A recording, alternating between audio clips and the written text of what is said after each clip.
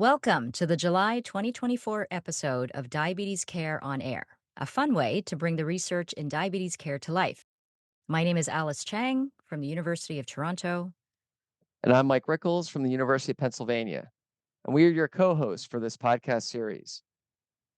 As per usual, Mike and I will interview authors of feature articles as selected by the editors of Diabetes Care, followed by a rapid exchange segment where we give brief summaries of articles we found of particular interest.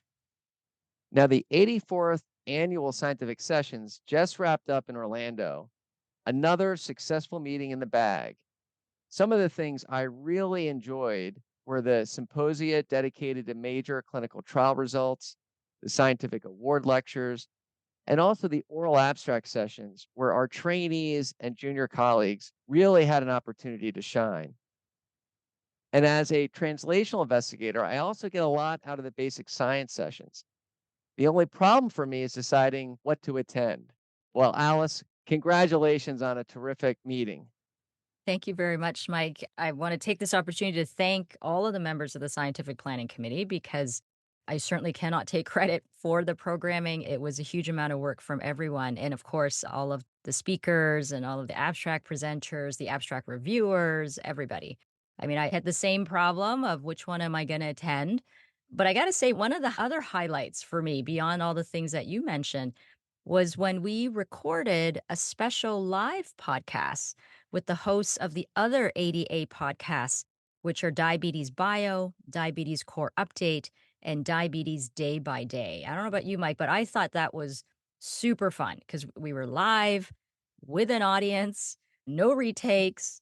And I absolutely loved how we each came to the table with different backgrounds, different interests, but really highlighting the breadth and depth of the information presented at the annual scientific sessions. I do want to remind our listeners that if you had registered for the meeting, you continue to have access to the sessions online on demand until August 26th, which is a great way to get over the problem that both Mike and I alluded to, which is just not being able to clone myself and attend multiple simultaneous sessions. And for those of you who are listening to this and maybe feeling a little bit left out because you did not get a chance to register, don't you worry. You can still sign up for Sci Sessions and you can still access the on demand sessions by registering online at scientificsessions.diabetes.org through to August 23rd.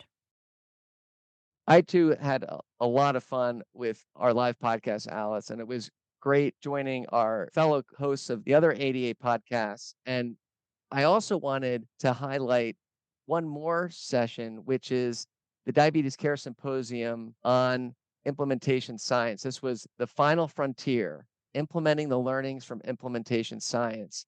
And as a special treat to our listeners and readers, everyone, whether they were registered for the conference or not, will be able to have free access to the recordings of these lectures online soon. Excellent. Well, Mike, let's get started with the content of the July 2024 issue of Diabetes Care.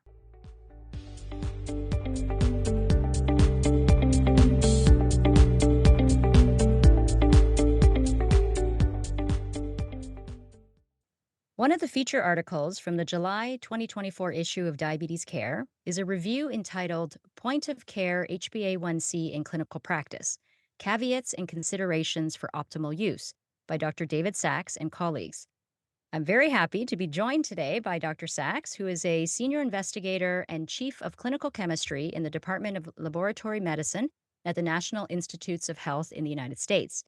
He also serves as chair of the NGSP Steering Committee, also known as the National Glycohemoglobin Standardization Program Steering Committee. Thank you for agreeing to be part of this podcast, David. A pleasure. Thank you for inviting me, Alice. So congratulations to you and your colleagues for having your paper selected as one of the feature articles. I found it to be extremely timely and thoughtful and provided clinically meaningful food for thought as these point-of-care HbA1c modalities become more popular. For example, here in Canada, many pharmacies are offering these tests, and I appreciated the considerations that you raised in the paper. But before we get into that, maybe we should start with a bit of history. The A1C is now an essential and invaluable glycemic measure for both research and clinical care, but it was not always the case. Can you provide us with some of the historical context on the evolution of the laboratory A1C and your role in shaping it to what it is now? Well, I'm going to start right at the beginning with glycation, which is the non-enzymatic addition of a sugar, usually glucose, to proteins. And hemoglobin A1C is specifically defined as hemoglobin with glucose attached to the N-terminal valine of the beta chain of the molecule. It's important to be aware that other sites on hemoglobin can also be glycated, and these result in other forms of glycated hemoglobin. Now, as most listeners know, the clinical value of hemoglobin A1C was shown in the DCCT, Diabetes Control and Complications trial in 1993.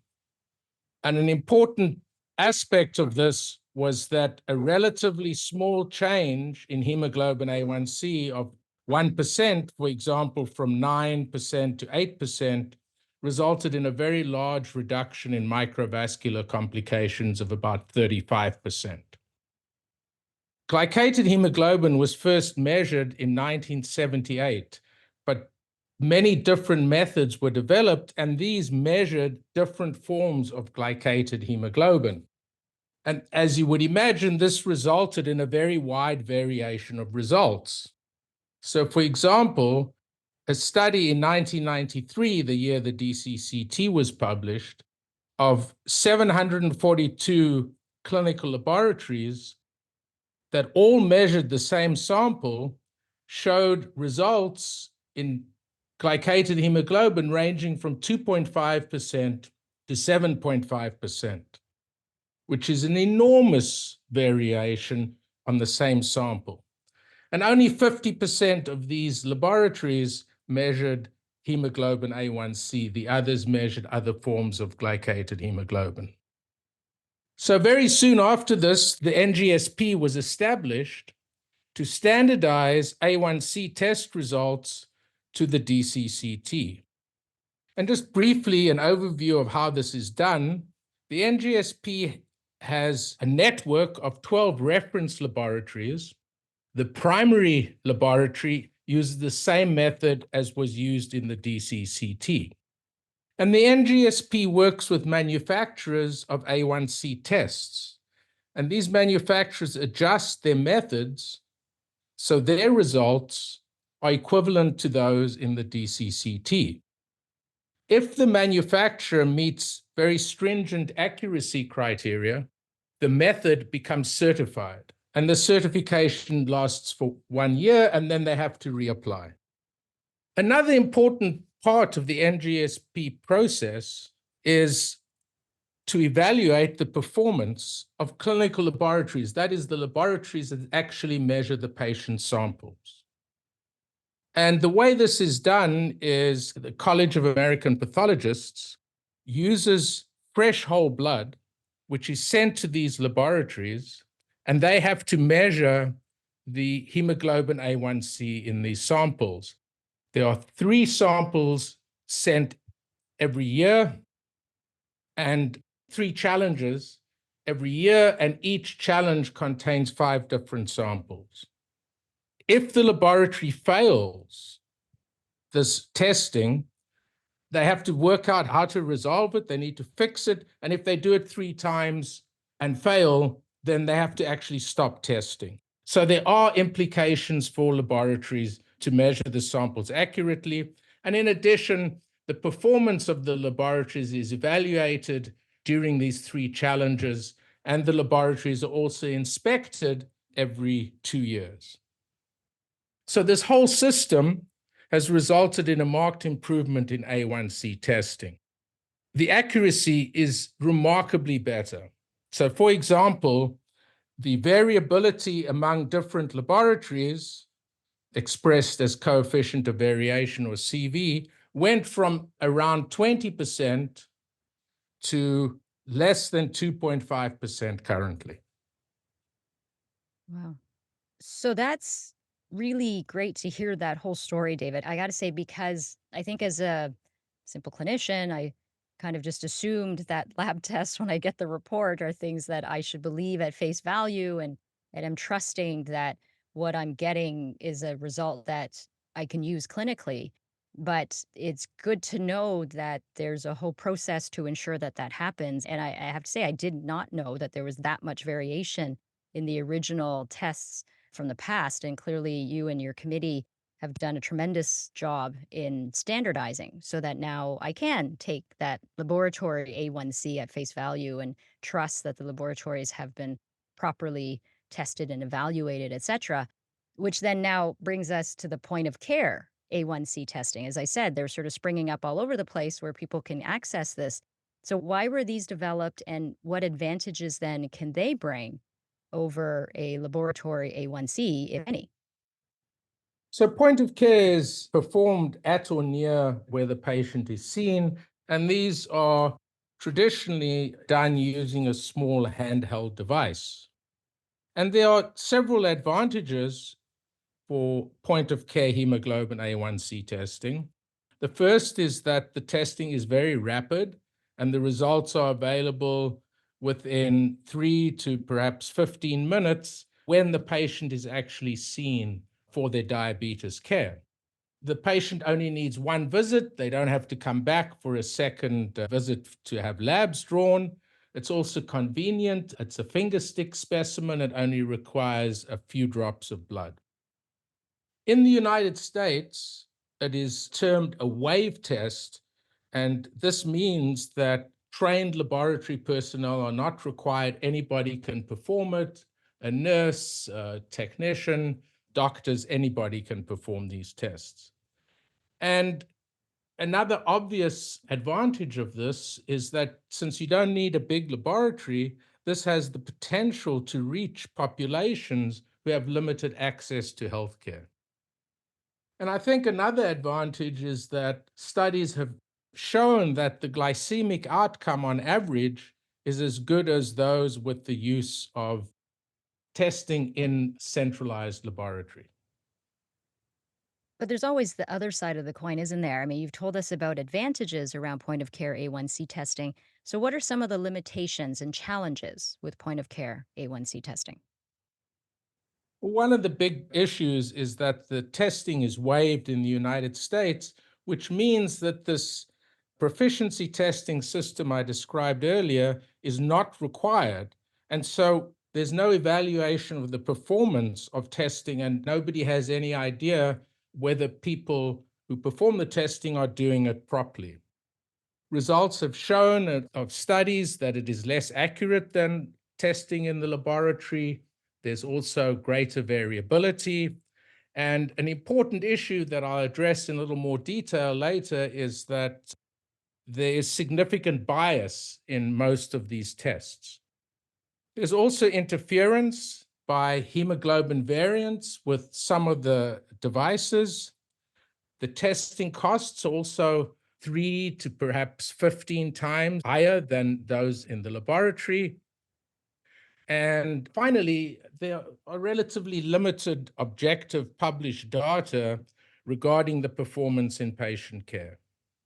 So that's a lot of food for thought. But I got to say that the appeal of convenience and potentially reaching the hard to reach population, I mean, that's strong. So, how about using these devices then for diagnosing diabetes?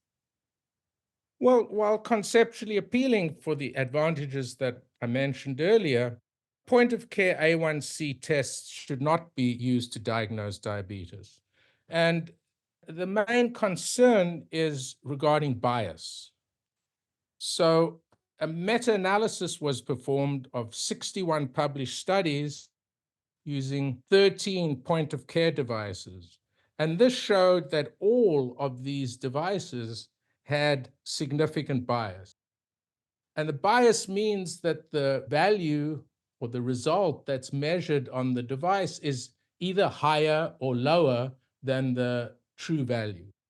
And this bias ranged from minus 0.96% to plus 0.6% and that is in actual hemoglobin A1c values.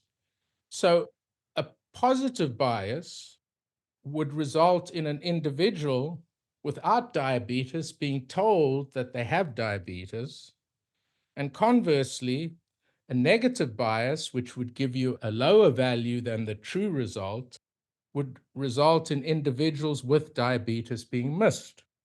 So if you look at this on a population level, in the United States, for example, adults who are near the cutoff for diagnosis of diabetes, so that, let's say, an A1C of between 6 and 7%, with the cutoff being 6.5%, if the bias is plus 0.5%, that would mean that if the hemoglobin A1C was 6, the device would report 6.5%. This would result in more than 4.5 million people without diabetes being told they have it. And conversely, a negative bias of 0.5% would miss almost 1 million people with diabetes. All right, you've made a strong case as to why they're not ideal for diabetes diagnosis. So then how about for management though? I mean, isn't getting some measurement better than getting no measurement?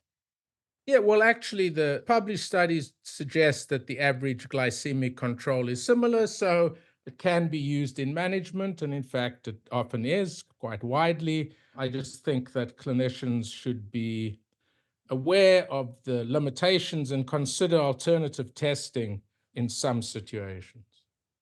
Now, in the review, you also outline 5 strategies to improve the utility of point of care A1C. What are those 5 strategies?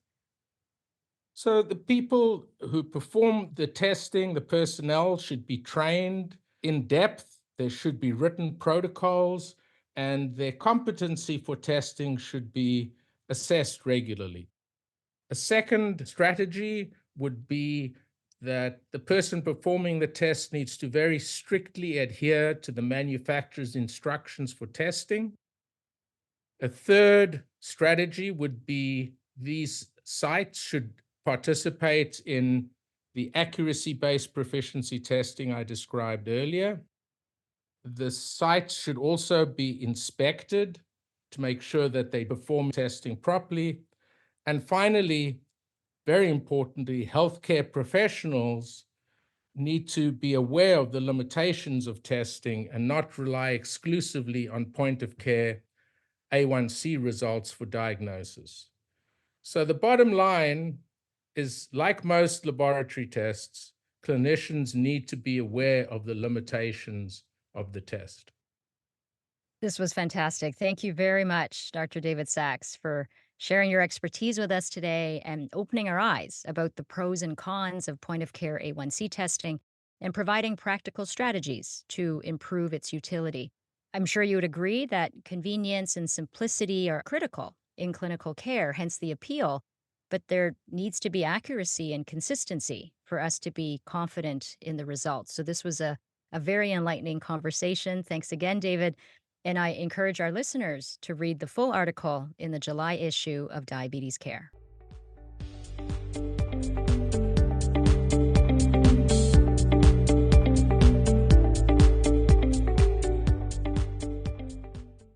In the July 2024 issue of Diabetes Care is a feature article entitled Residual Beta Cell Function is Associated with Longer Time in Range in Individuals with Type 1 Diabetes.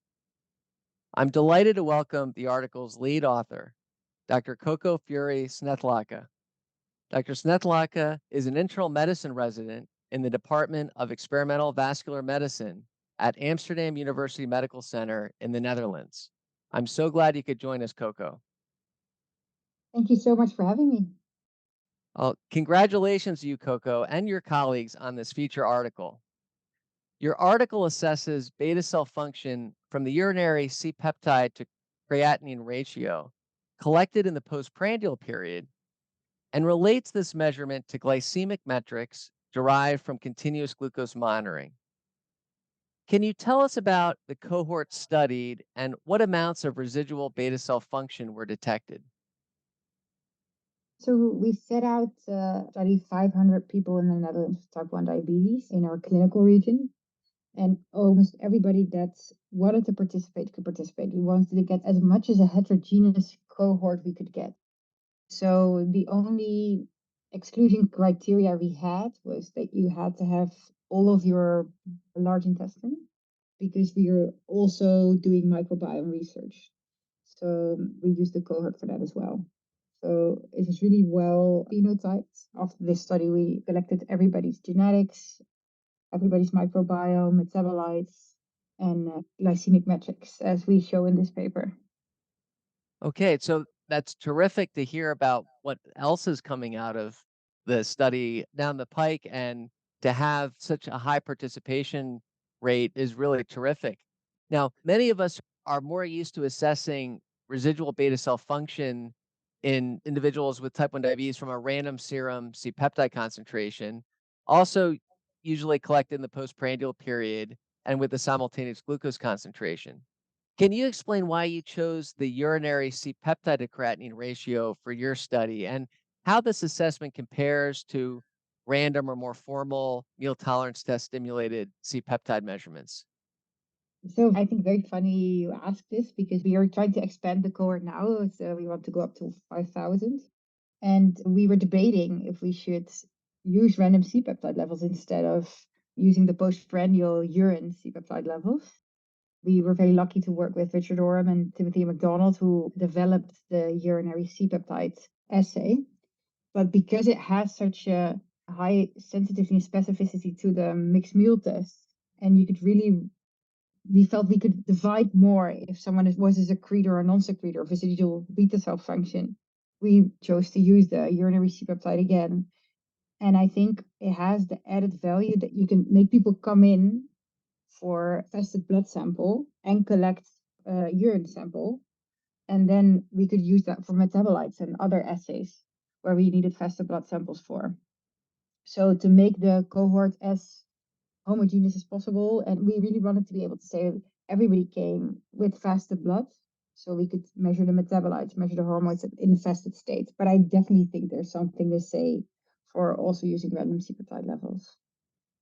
Okay, and now your study also shows that higher residual beta cell function, and this is a real meat of the paper, was associated with more time spent in the normal glucose range of 70 to 180 milligrams per deciliter, or 3.9 to 10 millimole per liter, less time with hypo or hyperglycemia outside these thresholds, lower glucose variability, lower hemoglobin A1c, and lower insulin requirements, and with most of this benefit appearing in what was categorized as the highest C-peptide group.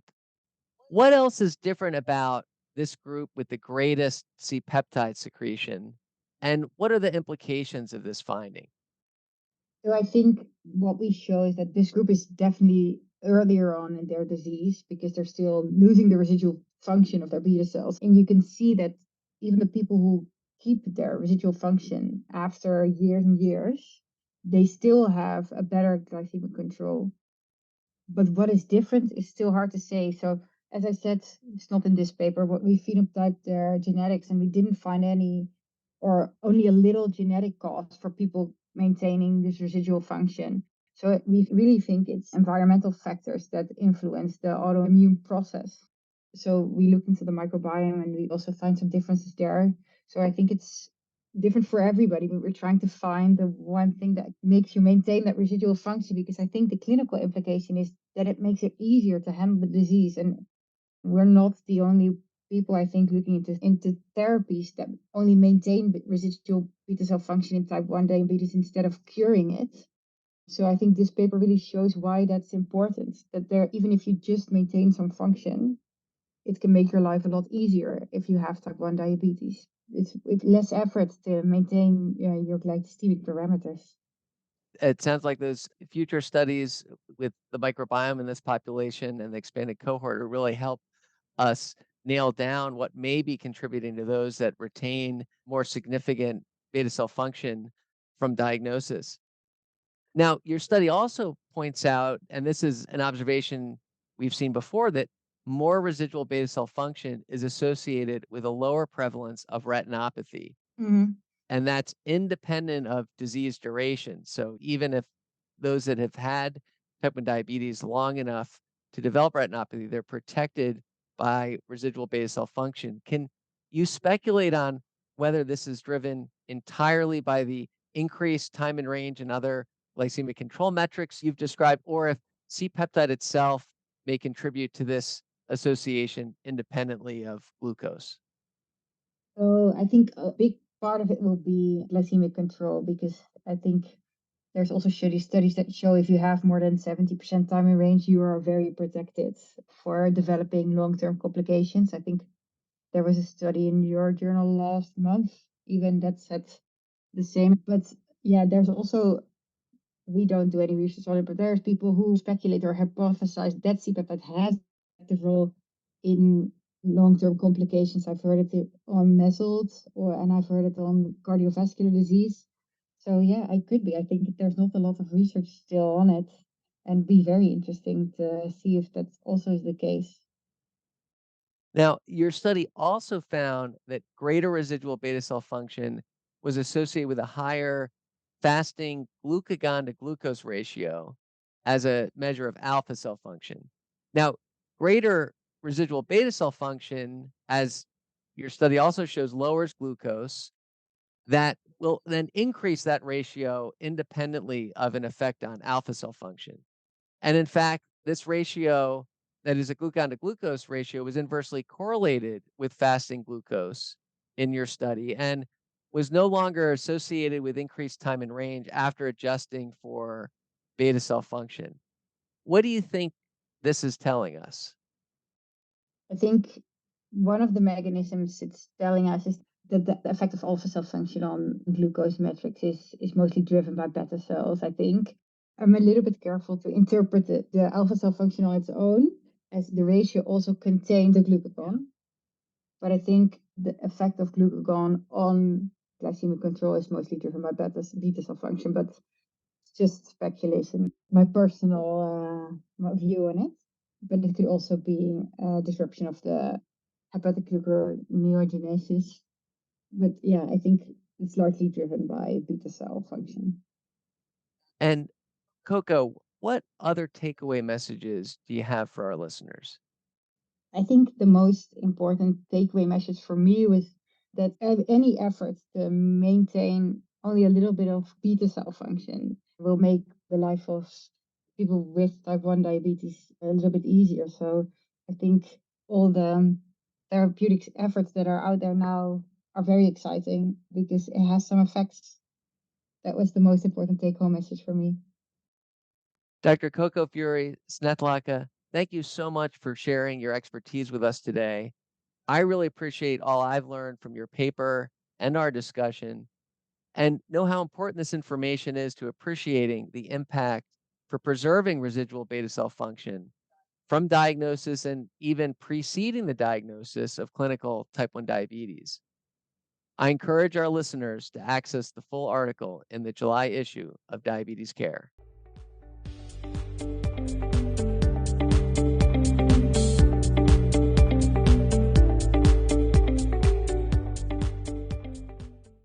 Let's move on now to our rapid exchange segment, where Mike and I chat about some of the other articles we found particularly interesting this month. Mike, what was your first pick? Thanks, Alice. I'll start us off with a study examining the physiologic effects of combining pharmacologic intervention with DPP4 inhibition and SGLT2 inhibition in individuals with type 2 diabetes inadequately controlled on metformin therapy. Dr. Giuseppe Daniele and colleagues from Pisa and Padova in Italy randomized 45 such individuals to receive either the DPP4 inhibitor saxagliptin, 5 milligrams, the SGLT2 inhibitor dapagliflozin, 10 milligrams, or the combination of both drugs daily for 28 days, and assess the change in response to a dual glucose tracer labeled mixed meal tolerance test. What they found was fasting and postprandial glucose were lower with the combination than with either saxagliptin or dapagliflozin alone. And these effects were explained by greater suppression of endogenous glucose production and greater metabolic clearance of glucose during the meal that appear to be driven by greater increases in levels of GLP-1, as well as insulin secretion and insulin sensitivity with the combination treatment. As might be expected, fasting glucagon and fasting endogenous glucose production increased in the groups receiving dapagliflozin, an effect previously reported with SGLT2 inhibition, but these effects appear to have been offset by the greater glucose clearance, especially when dapagliflozin was combined with saxagliptin. So these results support complementary physiologic effects from combining these two drug classes for add-on therapy to metformin in type 2 diabetes.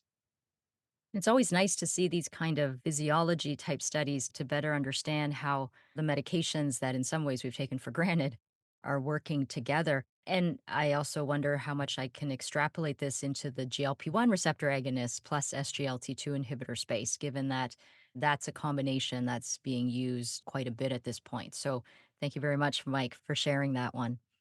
My first pick is on a subject that I have admittedly, perhaps inappropriately, taken for granted, and that is about drinking water, specifically arsenic in my drinking water. In the United States, drinking water is a source of inorganic arsenic exposure for people who are reliant on unregulated contaminated private wells and some regulated community water systems. There's a consistent association between inorganic arsenic exposure and development of type 2 diabetes when there is 50 micrograms per liter or more in drinking water. But the question is, what about lower levels, like the 10 microgram per liter maximum level cited by the US Environmental Protection Agency? So Dr. Maya Spauer and colleagues from Columbia University evaluated type 2 diabetes incidence in two prospective studies: the Strong Heart Family Study of American Indian Communities, and the Multi-Ethnic Study of Atherosclerosis, also known as MESA, in racially and ethnically diverse urban U.S. communities. Between these two studies, they evaluated over 7,500 participants who had water arsenic estimates available and were free of type 2 diabetes at baseline. When they meta-analyzed the cohorts, the hazard ratio per doubling of the water arsenic level was 1.10. Increased association was noted even at low-level arsenic exposures below current regulatory standards. Interestingly, the effects were most pronounced in females and in those with lower BMI or under 25. The authors concluded that arsenic in drinking water can be prevented and that their findings support efforts to do more to lower levels. And the other thing that this really highlighted for me, like I said, I've been inappropriately taking for granted the drinking water, but I don't think this is a US specific problem. I can speak to even in Canada, where, of course, the majority of people have access to clean drinking water. There are definitely still parts of Canada and communities within Canada where access to clean drinking water is still an issue. So I think this is something that all of us need to be aware of. Yikes, Alice. And if worrying about lead wasn't enough, arsenic is now on the list. And another important example of the critical role government and regulatory agencies have to play in the health or unhealth of populations and the crucial need to address inequities for access to even basic necessities such as safe drinking water. My next pick addresses maturity onset diabetes of the young, type 2, or MODY2, a monogenic form of diabetes caused by heterozygous inactivating mutations affecting the gene encoding the enzyme glucokinase. Dr. Yilin Zhao and colleagues from Peking University People's Hospital in Beijing, China, described the treatment of an individual affected by glucokinase MODY with the glucokinase activator dorzagliatin.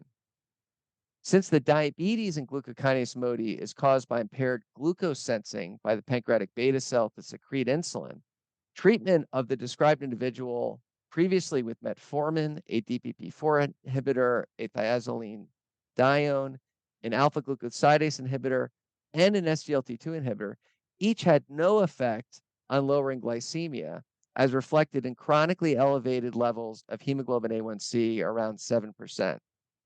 Distinctively, dorzagliatin at a dose of 75 milligrams twice daily, by increasing presumably residual glucokinase activity, lowered hemoglobin A1c 1.3 percentage points from 7.4 to 6.1% in this individual and was very well tolerated, supporting the potential of offering a precision medicine approach for now another form of monogenic diabetes. It's always amazing to see the advances as we understand diseases better and can really target therapies better. I do wonder to myself, though, what the need is to bring that glucose down. As I've always been taught, the GCK MODI, you may not necessarily have to treat that. However, again, that may not, in fact, be the case for everyone. So having a treatment option that is effective will be something that we can look forward to. So now let's take a look at organization of healthcare delivery, which is a slightly different topic. Dr. Addie Fortman and colleagues from Scripps Whittier Diabetes Institute in San Diego, California, conducted a cluster clinic level randomized control trial comparing medical assistant health coaching versus usual care among at risk adults with type 2 diabetes in two diverse primary care environments. 600 adults with type 2 diabetes were enrolled. The medical assistant health coaching group received in person and telephone self management support from a specially trained medical assistant health coach for 12 months. Over 1 year, all clinical outcomes improved in both groups. However, the reduction in A1C was greater in the medical assistant health coaching group compared to usual care, with a difference of 0.34% absolute change in the 12 months. This was the first large scale, pragmatic, randomized control trial supporting the real world effectiveness of medical assistant health coaching in primary care, a potentially valuable strategy, particularly when there are resource limitations. It is really so great to see such robust evidence in support of health coaching for diabetes, which, if reimbursed, should lead to tremendous downstream savings from more effective use of glucose lowering interventions and a lower rate of diabetes associated complications. Also, so important to see this in primary care practice that can provide access to the intervention for so much more of the population in need that are not seen in endocrinology clinics. My final pick is a post hoc analysis of the Wisdom randomized controlled trial, which stands for Wireless Innovation for Seniors with Diabetes Mellitus, that randomized about 200 older adults with type 1 diabetes to real time continuous glucose monitoring or standard blood glucose monitoring for 6 months. And the primary trial showed continuous glucose monitoring could significantly reduce time spent with hypoglycemia, while at the same time leading to a modest but statistically significant zero point 0.3 percentage point reduction in hemoglobin A1c for this population. So importantly, providing less hypoglycemia without requiring permissive hyperglycemia. In the now reported secondary analysis, Dr. Annika Bailal and colleagues from the Translational Research Institute of Advent Health in Orlando, Florida, examined the effect of the continuous glucose monitoring intervention in the 30% of the study cohort with impaired awareness of hypoglycemia at baseline. And they found that it was primarily through reduced daytime hypoglycemia that the intervention could predict improved awareness of hypoglycemia after 6 months. Although the improved awareness only occurred in 30% of those that were affected. So these results are consistent with other real world data that we have covered recently on this podcast, showing that continuous glucose monitoring certainly helps reduce time with hypoglycemia and associated risk, but doesn't eliminate problematic hypoglycemia for everyone who's affected. And these are important data to remind us of the value of CGM, but also that it's not perfect. And therefore, all of the efforts that continue to be put in place for interventions that can minimize hypoglycemia are critical, right? Things like automated insulin delivery and more closed loop, or even glucose sensitive insulins, or things that could really try to eliminate hypoglycemia. So, although CGM is a critical tool, It's not going to fix everything. I think this is a good reminder of that. Now, my final pick is a good news story because the world can always use more good news. Dr. Heiko Brakke and colleagues from Norway evaluated data from the Norwegian Childhood Diabetes Registry to determine how A1C, acute complications, and use of diabetes technology has changed in pediatric diabetes care from 2013 to 2022. This longitudinal observational study was based on 6,775 children, and the results were very impressive. Mean A1C decreased from 8.2% in 2013 to 7.2% in 2021. The proportion of youth reaching A1C less than 7% increased from 13% to a whopping 43%. Diabetes tech use increased significantly. Insulin pump use went up from 65 to 91%. CGM use increased from 34 to 97%. Lower A1C and higher achievement of glycemic targets was associated, not surprisingly, with insulin pump, CGM use, and carb counting. In addition, mean A1C levels were lower in clinics that participated in a quality improvement project, which really reminds us that it's not just about the tech, but also about our own processes that can make a big difference. So kudos to the group and really, I think, a tremendous success story. That is great news, Alice. And on that positive note, this brings us to the end of our July 2024 episode of Diabetes Care on Air.